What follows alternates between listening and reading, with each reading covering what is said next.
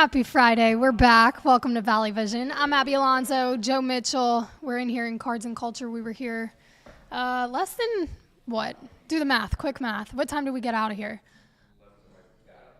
We got out of here at like 11:15-ish last night. Yeah, we did. 11:15. Make sure you put yourself on the camera, dude. I know you don't like the camera. We're functioning with some different equipment right now. Oh, you're set. You fixed the camera. He was all worried about it. Okay, yeah. Make sure that people know who's talking. You're not just a voice. But we were in here till 11:15 last night, recapping the women's basketball game. Just to give you a little breakdown, LSU did lose 76-70, but damn good basketball, specifically in the first half.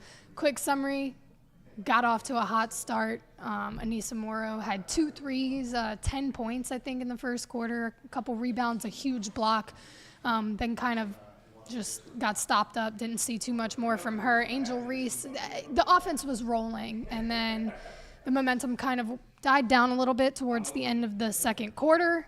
And after halftime, the way that Dawn Staley and South Carolina came out of the locker room just told you everything you needed to know. They walked out there like they had no worries in the world. They were going to win the game, and that's exactly what happened. It came down to Angel Reese fouling out at 4 minutes and 2 seconds left in the game.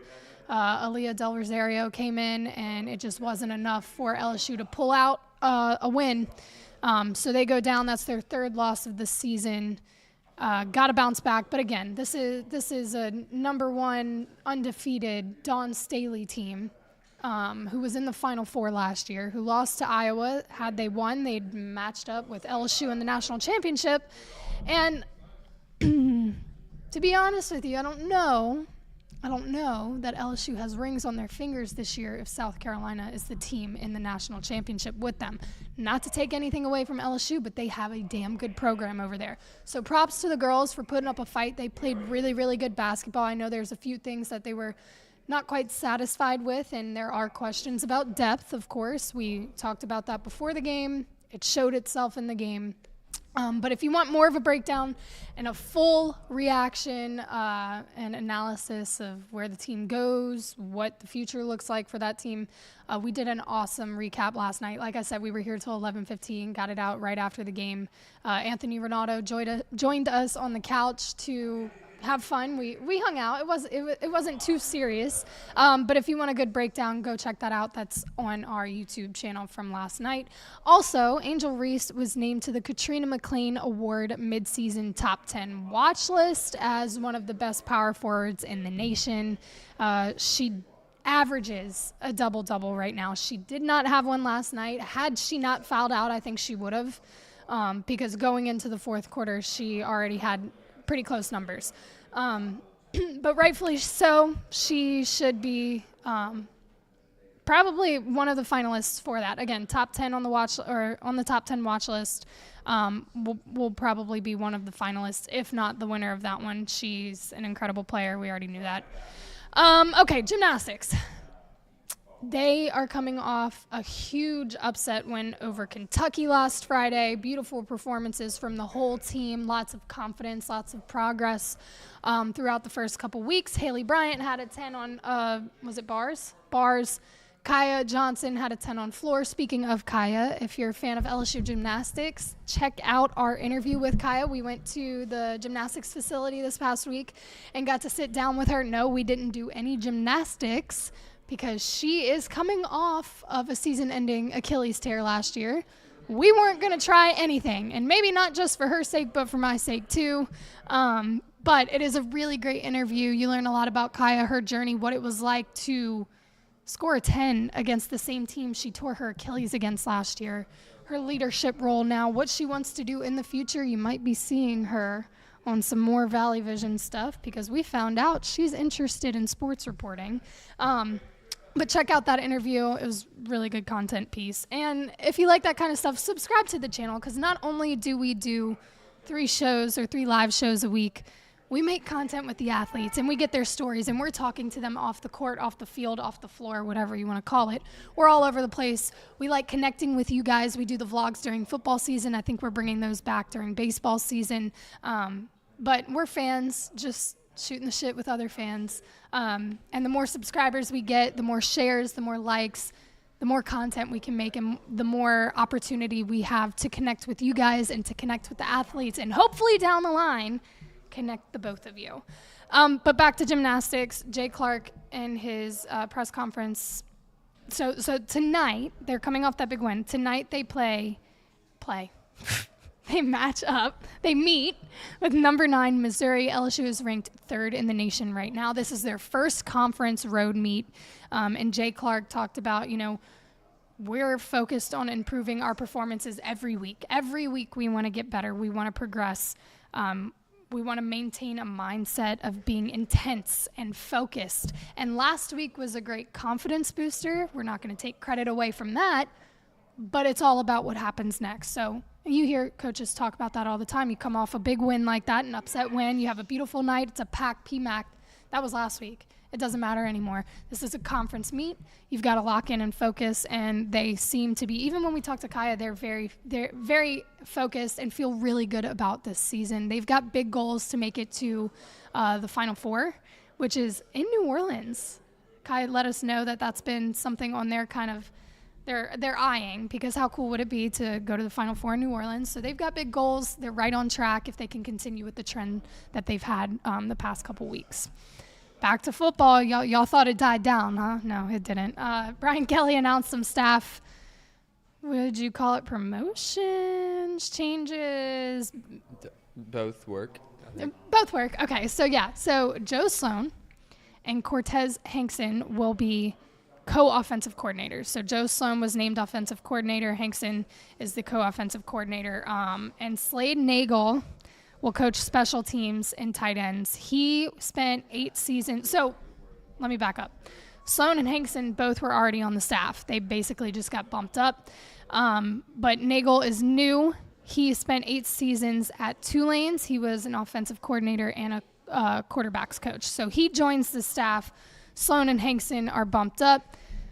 Sloan was the quarterback coach that got Jaden Daniels the Heisman. I don't want to say got Jaden Daniels the Heisman Trophy. Coached Jaden Daniels to help him get there. Jaden Daniels earned himself that Heisman Trophy. Yeah. But Joe Sloan was his quarterback's coach. And it's also worth noting that he did develop Jaden. Like, Jaden earned the Heisman, but he developed Jaden into that player. Right, because we talk about all the time the progression that Jaden made and the jump that he made between seasons. Some of that credit does go to Joe Sloan, for sure, to be able to develop a guy with raw talent into exactly what you need for this offense and to go out and win a Heisman. Good, pretty good scenario to be in for him to be offensive coordinator. And then Cortez Hankton, just some guys that Joe put on this doc right here. A bunch of names that you'd probably recognize and probably be pretty fond of. He's coached Nicole Hardman, George Pickens, 2 big names right now. Jermaine Burton, although McColl's hurt, huh? This is not an NFL show. Anyway, Lad McConkey, A.D. Mitchell, Marcus Rosemead, Jack Saint, Malik Neighbors, Brian Thomas Jr. Thoughts on the promotions? Are you content? Are you questioning things? Yeah, no, I love it. I mean, I think you saw what they can be capable of in the in the bowl game. Wow, I couldn't find that word bowl. See what it feels like when you can't remember a word? Yeah. Yeah, no, but you saw what they're capable of in the bowl game, and 2 really, really good coaches. Joe Sloan is a great offensive mind. Couldn't afford to lose him. And honestly, I think that's why you got the co-offensive coordinator jobs, is 2 guys that are worthy of being an offensive coordinator, honestly, pretty much anywhere. And you got them both on staff. You can't afford to lose either of them. They both deserve the job. Make them co-offensive coordinators. I heard rumors last week that Joe Sloan was leaving. Did you hear those? Yeah. Somebody came in the shop saying that he was going to, was it USC? No. I don't know. I didn't hear about a destination, but I did. I've heard what you heard. Oh, I heard it was a done deal. He was out. So, to the person who told me that, wrong. He's back. He's staying. He's not going anywhere. Men's basketball plays Alabama in Tuscaloosa tonight. They are 11-8 and 3-3 in SEC play, coming off that loss to Auburn. No, Texas. No, it was Auburn. Oh, I am tripping. It was Texas A&M. It was Texas A&M. Oh my God. Bama. That's what it was. Alabama is 5-1. they beat Auburn this past week. That's what it was. They beat Auburn 79-75. And they are 13-6, 5-1 in the SEC. Tuscaloosa is a tough environment to play in as an LSU player. I don't know that the turnout will be the same as it was for the women's team. Nonetheless, this is going to be a good competition between the two. Alabama has won 7 of the last 8 meetings with LSU, so LSU coming in as the underdog here. An upset would be huge. I don't know if Matt McMahon's got his team there yet. Now, they could surprise us. They've done it before already in SEC play, but again, that game against Texas A&M, man, the rebounding really kills you. And if that wasn't just a one-time thing, that's been a problem for us for a little bit. So did they fix it over the week? I don't know. And going up an Alabama team that's 5-1 in SEC play right now, you got to be able to rebound offensively, defensively.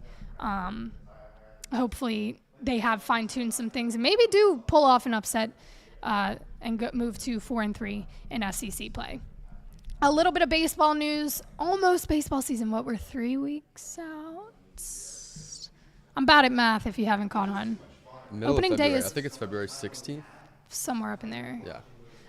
Yeah. Anyway, they had media day today, so you heard from Jay Johnson, Tommy White. Jay Johnson's talking about how he thinks Hayden Travinski is going to be the best hitter in college baseball this year.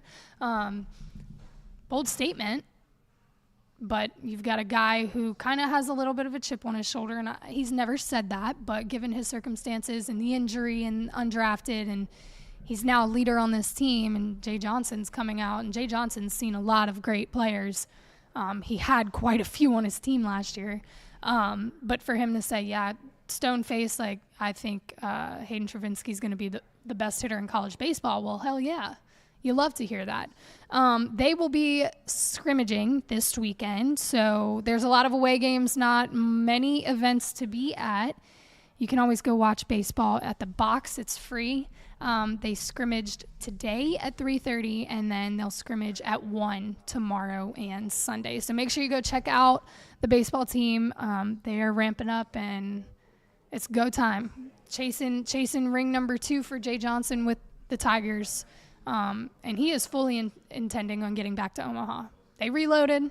They've got the team to do it, but if you've heard or if you watched our recap from last night, we did talk about how difficult it is for a team to repeat, much less, or get back to a championship game, much less win a championship game in consecutive years. Kim Mulkey's trying to do it with basketball. Jay Johnson's trying to do it with baseball. You'll get a really good look at the team at the scrimmages this weekend, so go check those out. And we'll round out with Tiger Tea. We haven't done Tiger Tea in a minute. We've been all over the place, but this is really cool. So Amazon Prime, has given the green light for a docuseries called The Money Game, and it will feature Jaden Daniels, Olivia Dunn, Angel Reese, and Flau'Jae Johnson, because they have documented the transition of when the NCAA made NIL legal and gave student athletes those rights to name, image, and likeness deals, and they were able to document 4 of the big LSU names, LSU athletes, that are at the top of NIL right now. Those 4 athletes are breaking ground with the NIL deals that they have. And Amazon was like, you know what? We're going to document it. We're going to make a series out of it. So that's what they did. They are now, it's greenlit. It's ready to go. They are, that'll be out. I'm not sure when it comes out, but it will be really cool to see the behind-the-scenes, real-time progression of when this started to where it is now. Super cool that LSU is the highlight of an Amazon docuseries. LSU does a great job with their own series. Like, they have one for baseball. LSU Gold has all the content, and they've got actual TV shows, you want to call it, episodes and stuff for each team and the way that they document everything. But for Amazon Prime to come in and say, hey, we see what y'all are doing, we want to document it, That's sick. What other college? What other college? We talked about this last night too. We are a sports school, and it's not even close. And name another school that's winning championships in multiple sports and making a lot of money for it. Like, come on. The star power mixed with the skill level, it's impressive. Anyway, Money Game, be on the lookout for it from Amazon Prime. That's about all we got for y'all. It's a gloomy Friday. We're going to wrap up here at the shop pretty soon, but we will be back Monday, right? Everything's away this weekend. Monday at 5, we will be back. We appreciate y'all, and we will see y'all soon.